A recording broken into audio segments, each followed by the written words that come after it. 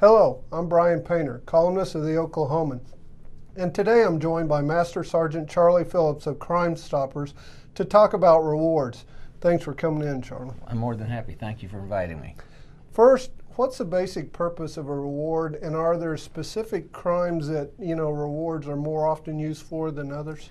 The basic purpose for rewards, and especially as it relates to Crime Stoppers, we realize that anytime basically any type of crime is committed, someone has some piece of information that could be helpful to law enforcement to help solve that crime.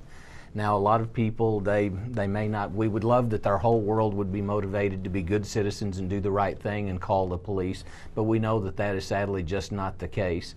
And it was realized when Crime Stoppers was formed that some people may be motivated by a reward. So in that light, we offer rewards for any crime that is committed, that's reported to the police, that ultimately is solved.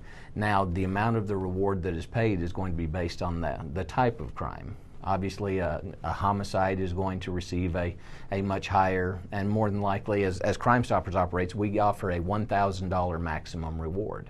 So obviously a rapist or a murder suspect, if they're arrested, a homicide is solved, would receive the highest reward. Yet if we receive a tip on a drug house that's operating in a neighborhood, that would receive a lower reward.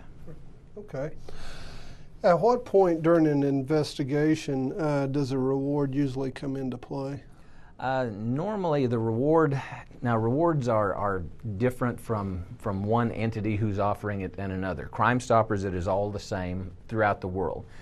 You are eligible for a reward if the information that you provide in a tip ultimately leads to the arrest or indictment, charges being filed, a warrant being issued for an individual regarding that crime.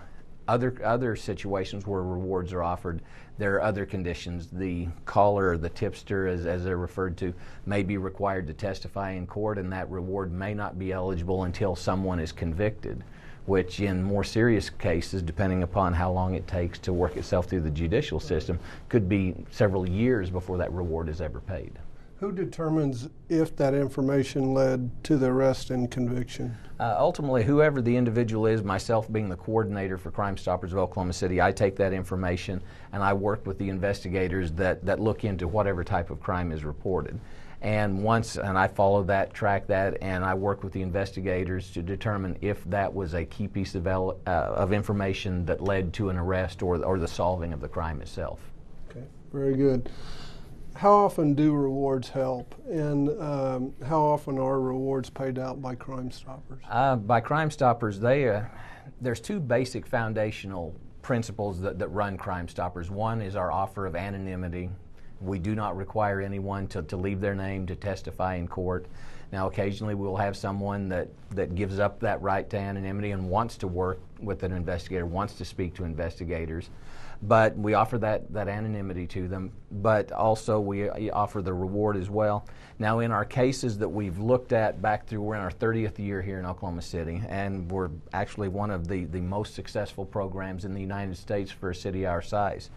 And about 41% we found of all of the calls that come in and the cases are solved, 41% of those people just directly up front say that they are not interested in a reward. They want to make their neighborhood safer or want to do the right thing.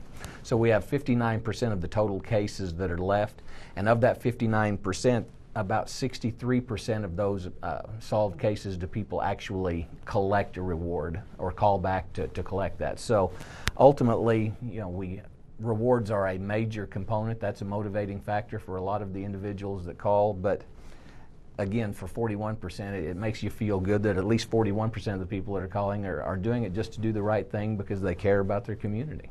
Great. Thanks very much again for coming in today, Charlie. You're more than welcome.